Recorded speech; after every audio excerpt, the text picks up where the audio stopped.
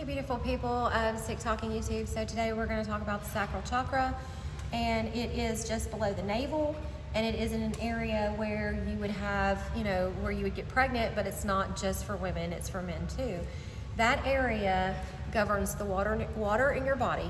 That area governs creativity, sexuality, joy, and it is often the area that is emotionally traumatized by a problem in the family, such as poor mothering. And so when that area is affected, oftentimes it's called a mother wound, and you will see people who have been affected by that. Men will be over sexually stimulated, they will over urinate, they will have problems with their liver, they will have problems with their kidneys, they will have problems with their prostate. Women will often end up with PCOS, uterine, ovarian, cervical cancers. They will end up with early menopause, extreme periods, things like that. So that mother wound is real, and it's an emotional trauma that your body holds on to in that area, and it can cause severe health effects, health problems. Now, this is not advice meant to be taken over a licensed physician, but some things can be done before it gets serious. So I kind of want, since the sacral chakra covers or governs the water in your body, a lot of people with mother wounds or wounds from this area, men or women, will end up with high blood pressure as well, because it governs the water in your body. And that's why it will cause frequent urination for men and prostate issues. So I want to talk on the water in your body, and I want to talk about how words resonate. So a lot of women don't realize that their words, when they speak them over their children, the Bible says your words can curse or they can give life. So tissue from the body, tissue from plants, tissue from cells from water can actually be studied. Once speaking to that water, since your body is 70% water, these are just some of the things in school. And the frequency of our words, and I thought I'd print this off and share this with you. Okay, so these pictures right here, that is after speaking angel. This is after speaking the word spirit.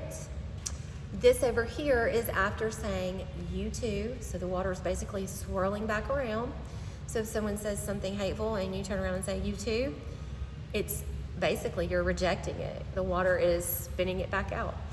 This right here, well, let's go down here. I wanted to talk about this one. That's after playing the song Imagine by John Lennon for the water.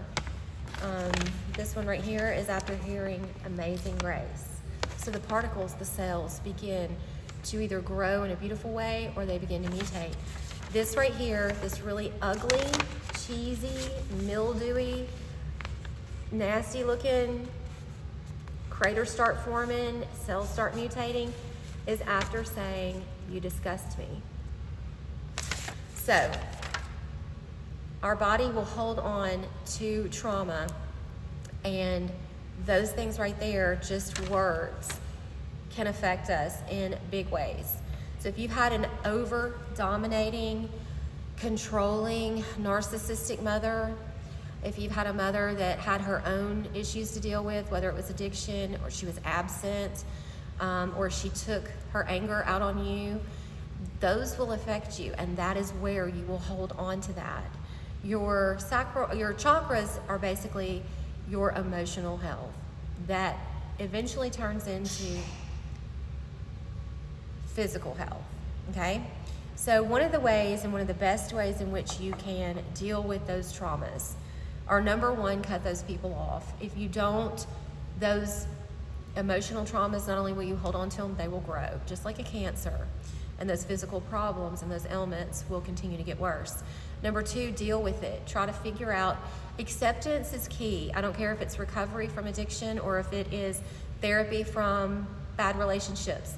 Acceptance is key, and accountability and responsibility for the way we handle it. Spirituality. I believe in shadow work, and I believe in looking at what we can and can't control. We can't control other people, but we can control how we handle it, how we deal with it. And one of the ways in which to deal with it best is to cut those people out. I've talked about food being your first source of energy, exercise, sunlight, and water.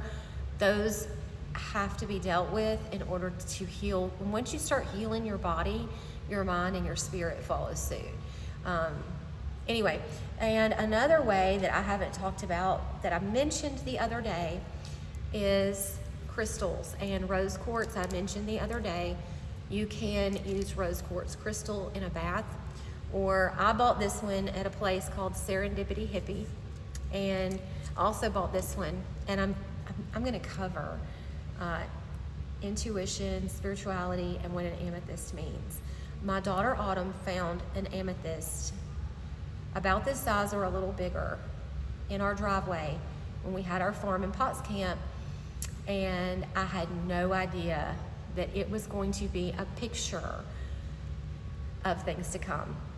She's very spiritually intuitive, and I'm going to talk about amethyst, and I'm going to talk about dreams and how it ties into the Bible and Joseph and the dream he had of the staircase. So anyway, crystals are a very good way to help heal that mother wound area.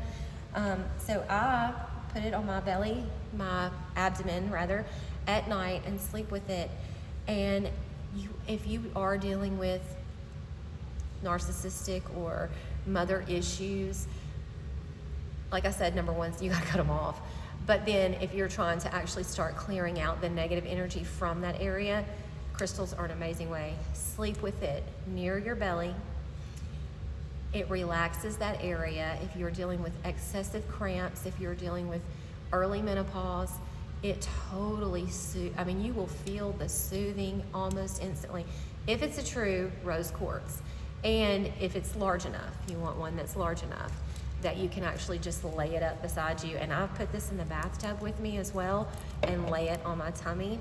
And so if you're going into that time of the month, or if you're going through menopause, or if you're dealing with a mother wound, lay that on your belly while you bathe. Some people just put it in the bath water, or lay it up next to your tummy as you sleep at night. And I find it super soothing, like almost instantly I can feel a difference. Very soothing, very comforting. And also the essential oils that I mentioned before, clary sage, frankincense, rosemary, things like that.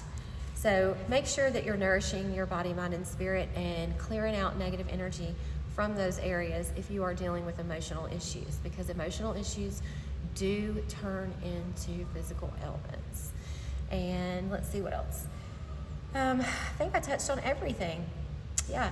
Another way you can handle balancing your chakra areas is magnets. You can look into that. Reiki, essential oil massage. And that essential oil and acupressure are probably my favorite source. But in an area that wouldn't always get like a firm massage, or that I wouldn't be able to address, I find crystals very helpful. And I'm going to put the link below, as well as to my website. But yeah, our words resonate, and they work to build up, or they work to tear down. Let's see. See some of the beautiful pictures and then some of the nasty ones. That just goes to show you science is backing up spirituality. Y'all have a blessed day.